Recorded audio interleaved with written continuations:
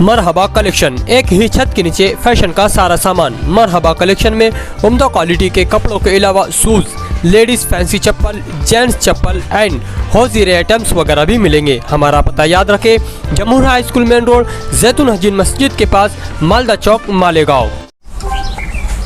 आज बुनियादी मसला जो है वो बिजली का है और उस पर मालेगांव शहर के लीडरान तवज्जो नहीं दे रहे हैं।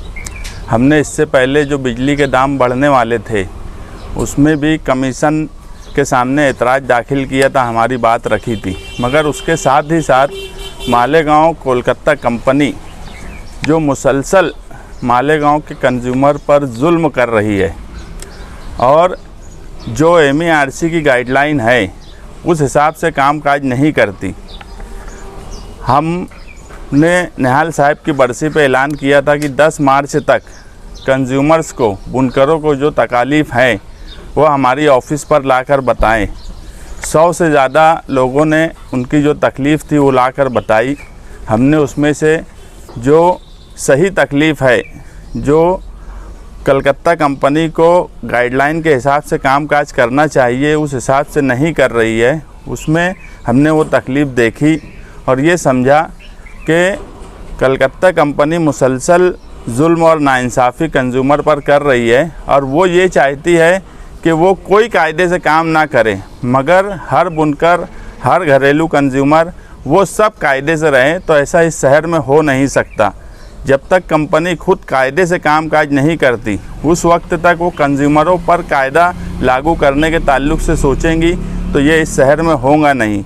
हम ये भी देख रहे हैं कि रात में कलकत्ता कंपनी गब्बर सिंह के जैसा निकलती है मालेगांव शहर में और मार्शल और राइफ़ल के साथ निकलती है। ऐसा लगता है कि वो इस शहर को लूटने के लिए आए हैं। जिस तरह गब्बर सिंह रामगढ़ के लोगों को लूटा करता था उसी तरह कलकत्ता कंपनी मालेगांव शहरियान को लूट रही है और तरीक़ाकार जो गब्बर सिंह का था वही तरीक़ाकार कलकत्ता कंपनी का है। मुझे नहीं लगता कि इस शहर में राइफ़ल और मार्शल के साथ, वो भी रात के अंधेरे में 2-2, 3-3, 4-4 बजे उनके कारखानों में जाकर रेड करना ये किसी भी तरह से मुनासिब है। आने वाले वक्त में रमज़ान है, अगर इस तरीके से कलकत्ता कंपनी कामकाज करेंगी तो हमें भी गब्बर सिंह से मुकाबला करने के लिए हमारी फ़ौज तैयार करना पड़ेगी और ऐसे हालात में लॉ एंड ऑर्डर ख़राब होगा तो इसकी ज़िम्मेदारी कलकत्ता कंपनी की है। अगर कलकत्ता कंपनी को लगता है कि कहीं पर कोई गलती कर रहा है तो उसके लिए वो दिन में आ सकती है, जो कारखाने का मालिक है उसको बुलाकर जो कार्रवाई करना है वो कर सकती है, मगर अचानक रात में जाना और इस तरीके से कलकत्ता कंपनी का वहाँ मालिक नहीं रहना और फ़ौरन पावरलूम मज़दूर जो होते हैं उनको डराना राइफ़ल से, मार्शल से, ये गैर मुनासिब बात है। हम तमाम एक कारखानेदारों से भी गुजारिश करेंगे कि अगर वो रात में कारखाने में नहीं है और इस तरीके से कार्रवाई करने के लिए कोई आता है तो अपने मज़दूरों को बोल दें कि कारखाना बंद कर दें और वहीं पर धरने पर बैठ जाए और उनको घुसने ना दें। लेकिन वो अपने कामकाज नहीं करती। हम 21 मार्च बरोज़ मंगल को स्क्वायर बिल्डिंग के पास धरना देंगे, ज़रूरत पड़ी तो स्क्वायर बिल्डिंग की ऑफ़िस का घेराव भी करेंगे। हमारे कुछ मुतालबात हैं जो हम लिख कर उनको भी देंगे, डिपार्टमेंट को भी देंगे, प्रांत ऑफिसर को भी देंगे, क्योंकि कुछ लोगों की शिकायत हमारे पास ऐसी आई है कि अगर कोई शिकायत के लिए कंज्यूमर वहाँ एप्लीकेशन देता है तो वो एप्लीकेशन भी वो लोग रिसीव करके नहीं देते। इस वजह से हमने कुछ लोगों को प्रांत के पास भेजा एप्लीकेशन लेकर कि आप वो नहीं ले रहे तो प्रांत ऑफिसर को दो और सही सिक्का लाकर हमको दो। ऐसे भी एप्लीकेशन आए हैं। अगर कोई एजेंसी कंज्यूमर की शिकायत भी ना ले तो ये गैर मुनासिब बात है।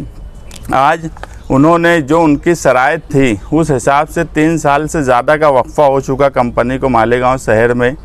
इंफ्रास्ट्रक्चर के ताल्लुक से हर साल 20 करोड़ रुपया उनको खर्च करना चाहिए था ताकि इंफ्रास्ट्रक्चर शहर में सही हो जाए, मगर आप देख रहे हो कि कलकत्ता कंपनी इन 3 साल के ऊपर अरसे में 60 करोड़ का काम की है क्या? ऐसा कहीं दिखता नहीं। दूसरा, जो CEO है प्रेम सिंह, सारे कामकाज उसी के पास होते हैं। जबकि उसने डिवाइड रखना चाहिए। मालेगांव शहर के सेंटर में हम चाहते हैं कि 4 ऑफिस खोले सब स्टेशन से, जहां पर लोगों की शिकायत सुनी जाए और अगर उनकी शिकायत है तो उसको किस तरह से दूर कंपनी करे वो देखा जाए।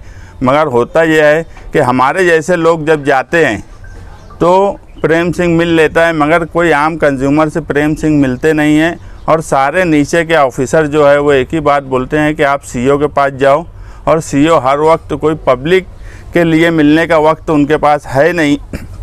और इसीलिए सारे मसाइल खड़े हो रहे हैं, क्योंकि जब तुम लोगों को सहूलत देंगे नहीं, अगर उनकी शिकायत सुनेंगे नहीं, उनकी शिकायत पर लोगों का समाधान करेंगे नहीं, तो किस तरीके से लोग अपना काम काज करेंगे।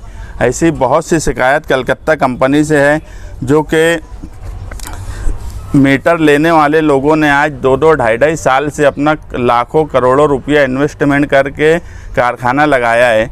आज 2.5 साल 2 साल का वक्फा हो रहा है, उनको मीटर दिया नहीं जा रहा, जबकि SOP standards of performance MERC का रूल है, उस हिसाब से टाइम बाउंड है कि आदमी एप्लीकेशन देंगे तो कितने दिन में उसको मीटर देना चाहिए।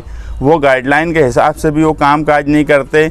गाइडलाइन दूसरी एक GR यानी गवर्नमेंट का एक GR भी था, Maharashtra state electricity distribution company का 2017 का गाइडलाइन के काम काज किस तरीके से कंपनी करेंगी, सब यानी DY बनाएंगी, जो जिसका जो मामला है वो अलग अलग फैकल्टी से हल होगा। अगर तुम कारपोरेशन देखो या पुलिस डिपार्टमेंट देखो तो कोई ये बोलेगा कि SP साहब ही सारे मसाइल हल करेंगे, तो फिर एडिशनल SP, DYSP, PI इनका कोई काम काज नहीं रहेगा। कमिश्नर अगर सारे मसाइल हल करने लगे तो बॉडी नहीं रहेंगी।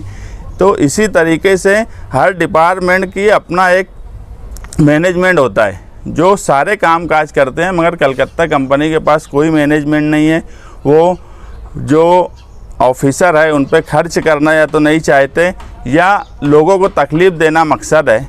इस तरीके का काम काज कलकत्ता कंपनी का मुसलसल बढ़ रहा है, और कलकत्ता कंपनी लोगों पर जिस तरीके से जुल्म और ज़्यादती कर रही है, तो उसके ख़िलाफ़ हम 21 मार्च को धरना देंगे, वहाँ घेराव करेंगे, और इसके बाद भी नहीं उनके अंदर कोई सुधार आया तो उससे बड़े आंदोलन की तरफ हम जाने की कोशिश कर रहे हैं। मालेगांव शहर में जो भी लोगों ने ऐलान किया, आज तक मुझे बताओ कि कलकत्ता कंपनी के ख़िलाफ़ कोई एक एहतजाज कोई सियासी पार्टी की क्या? हाँ, मैं भी पढ़ा सुना, बाद में ये बोला गया कि फला लीडर की तरफ हम भेज देते हैं, वो करे। वो लीडर बोलते कि यार वो करे। अरे हमारा शहर है, हमारी जिम्मेदारी है, जो जितना बड़ा लीडर है उसकी उतनी बड़ी जिम्मेदारी है। मगर इस शहर ने ये भी देखा है कि इतना बड़ा मसला पावर का 37% बिल बढ़ाने का, उस पर किसी ने भी एतराज़ दाखिल नहीं किया। जबकि जब मैंने एतराज़ दाखिल करने के बाद वो लिस्ट निकाला तो उसके अंदर MP MLA इनको एतराज़ दाखिल करने की भी ज़रूरत नहीं थी। पहला कॉलम ही इनका बना हुआ था कि MP MLA जिस हिस्से के हैं वो डायरेक्ट आकर अपना एतराज़ वहाँ दाखिल कर सकते। जैसे मैं तो कोई MLA MP हूँ नहीं, हमको कंज्यूमर की हैसियत से हमने हमारा एतराज़ दाखिल करा, हमारा बुलाना आया। मगर MP MLA की हैसियत ऐसी थी कि वो डायरेक्ट अपना एतराज़ दाखिल कर सकते थे, उनको कोई एतराज़ पहले से एप्लीकेशन देने की ज़रूरत नहीं थी। मगर इस शहर ने ये भी देखा कि कोई MP कोई MLA ने MERC कमीशन में उस वक्त कोई एतराज़ नहीं दाखिल किया।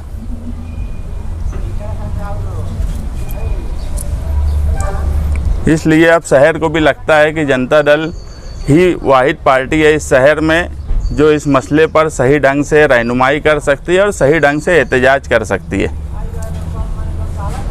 तो ठाकुर का किरदार निभाएंगे या जय वीरू का? जय वीरू हमारे पास बहुत हैं, ठाकुर का ही किरदार निभाएंगे।